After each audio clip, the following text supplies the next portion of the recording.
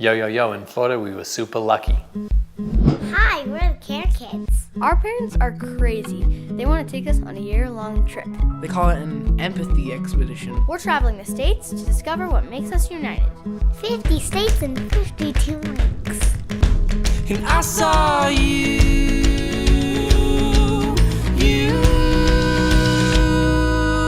'cause I wanna be like the wind. I wanna run with you.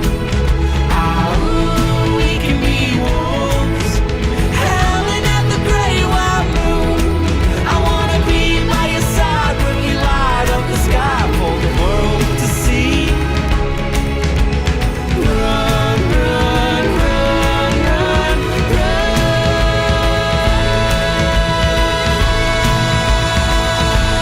with me.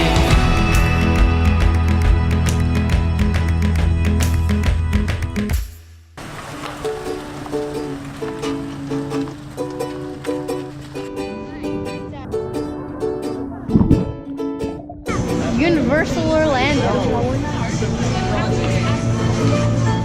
When we went to Florida, we almost wanted to stay the whole month. Yeah, a lot of people go there and don't ever leave. There's a reason. The wildlife in Florida is unlike that which we were used to. Oh, it's amazing.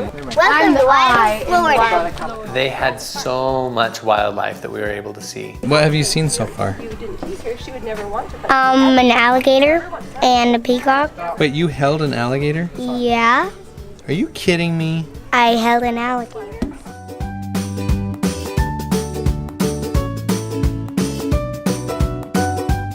Its mouth was taped shut, so it was fine. But yeah, I held a baby alligator. The kids got to watch the animal caretakers feeding the alligators fresh chicken. So they put chicken out on this big cable over the alligators' heads and they jump up for it and clamp onto it. And just the sound of their jaws snapping it, you just think, oh, I never want that to be me. They can leap 6 feet in the air. It was crazy to see these alligators jumping up to attack this raw chicken. Yeah, they are slow when they're walking, but they can actually outrun humans on land. I think it said they can run like 30 miles an hour, didn't it? We kept wanting to go into the water, but at the same time, every place that we went, we saw signs that warned us, be careful of alligators. Watch your small children. You're like, ah! Watch my small children. So that was kind of a little bit of a concern for us, but we kept an eye on the small kids and we were all right. We watched them eat stuff. It was scary. And now we're gonna eat It them. was like, Hey, we just saw the alligators being fed over there by their trainers, and so we thought we might do a little alligator feeding of our own. We're gonna feed some humans, but we're gonna feed them alligator. So you guys are gonna taste alligator nuggets? Sustainably sourced, we hear. Majestic Ace munches. Majestic Amelia munches on gator nuggets. It's toothless, guys. It's toothless. We'll see who gets this one. Okay, after you taste it, then you have to tell me what it tastes like. It's gator meat. Here, okay, so your turn. It tastes like chickeny fish. It's kind of spicy. Spicy-ish chicken fish. I knew it was spicy chicken. You ready for some? Go for it. Okay. I cannot open this. Mom. It's more pickly than I really thought. Can I open this? Mom? Wow. Thank you. So what you thought it would taste like? Oh yeah.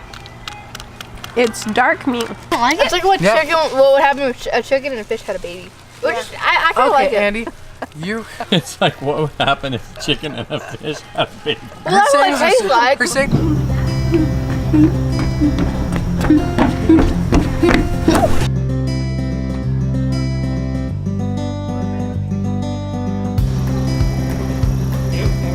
We met up with some of Matt's friends from high school while we were there, and they recommended that we go meet a gentleman named Lucky who has his own lake behind his house, which is also infested. Is that the right word for it? Infested? Inhabited. Inhabited Yeah. by alligators. Yeah. So what's the knife for? Well, let me show you.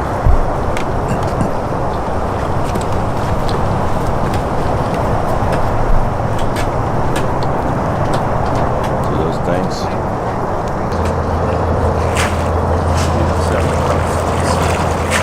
Those are the flesh flesh-eating carp. And those are the guppies. The big ones are out there. And then, of course, there's the Lake Cane monster. Every day, Lucky hosts a swim behind his home in this private lake that is there. And people come from all over the place and they swim in just the natural waters of this lake, which is also inhabited, infested, some might say, with alligators.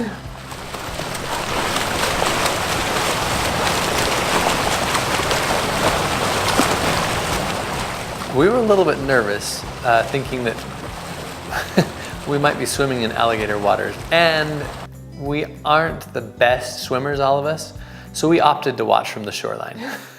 We didn't exactly qualify. We looked into his website and he has a list of qualifications that you must meet, criteria, in order to swim there, and we didn't meet hardly any of them. We require first-time swimmers anyway to always have some flotation with them for the first 25 crossings.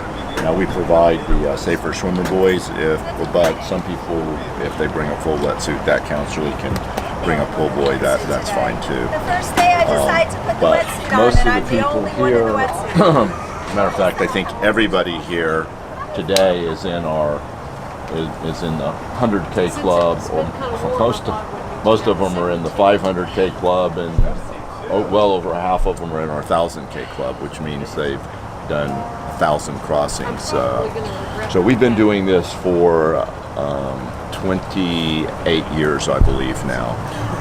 So it is considered one of the top 100 open water swims by the World Open Water Swimming Association in the United States, which is pretty significant since there's over 4,000 swims now.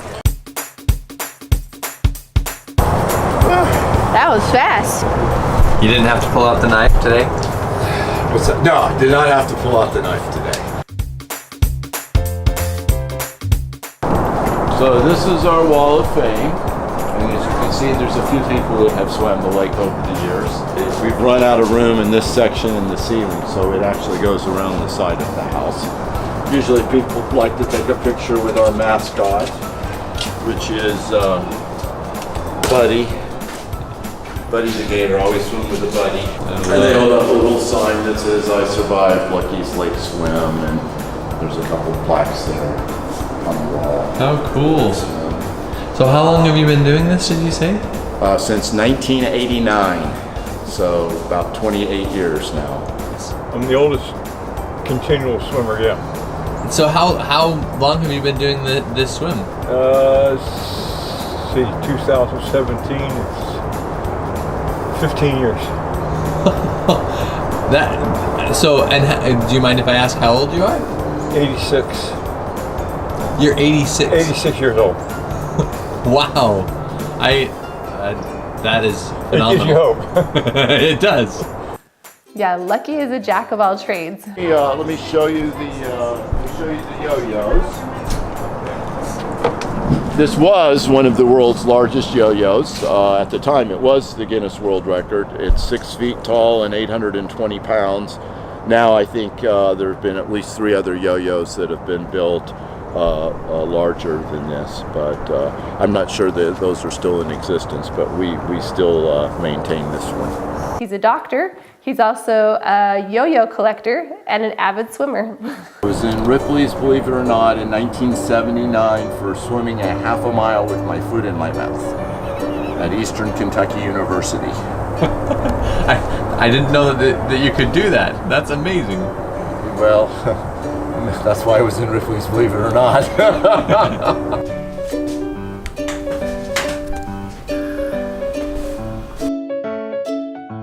So he has written the book on yo-yo collecting. And when I say written the book, I mean literally he wrote a book on yo-yo collecting. This is the Guinness World Record's largest yo-yo collection. And I wrote the book on yo-yo collecting. Lucky's Collector's Guide to 20th Century Yo-Yos. That is what most people consider to be the Bible of yo-yo collecting. Yeah, I've been involved in the yo-yos for quite a while, and And although I'm more known for writing about yo-yos, I do enjoy playing the yo-yos as well. A little more in the yo-yo collection.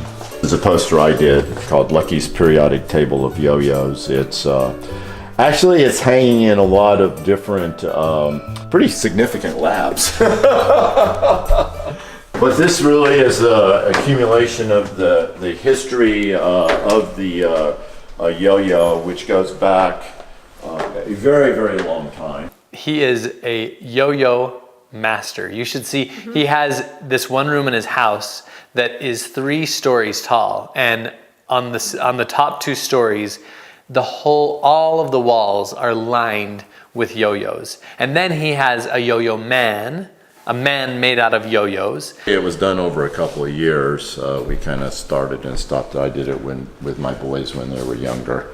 So it did take a bit of work. I believe it. There are yo-yos that blow bubbles, yo-yos that make ice cream, yo-yos you can mix drinks with.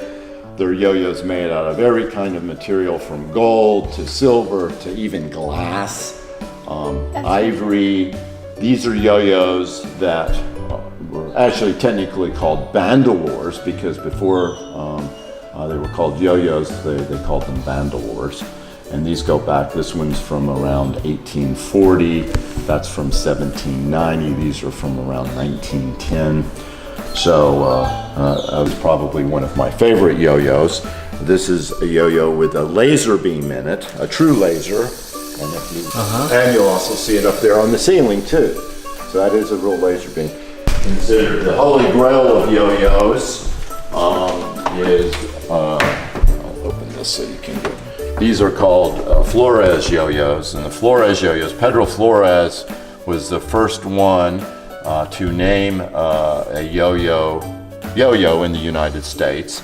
The yo-yo was the name for the toy in the Philippines, and he started a yo-yo company in 1928 and started the very first yo-yo craze. I probably have around 10,000 total, somewhere between probably 5,000 and 6,000 different yo-yos. Lucky didn't let anything stop him. He not only wanted to be a doctor, he decided he wanted to start this swim. He decided he wanted to write a book on yo-yos and become the #1 yo-yo collector. And then he also writes zombie apocalypse books. So he was able to just say, this is a dream, this is something that I want to do, and I'm gonna go after it. I often say that if the world was like this lake swim, it would be a much better world, because we don't really care what religion you are, whether you're wealthy or poor, or what the color of your skin is. Everybody is welcome and everybody here gets along. So if the world was like that, it would be a much better place. So we really enjoy all the people that come out.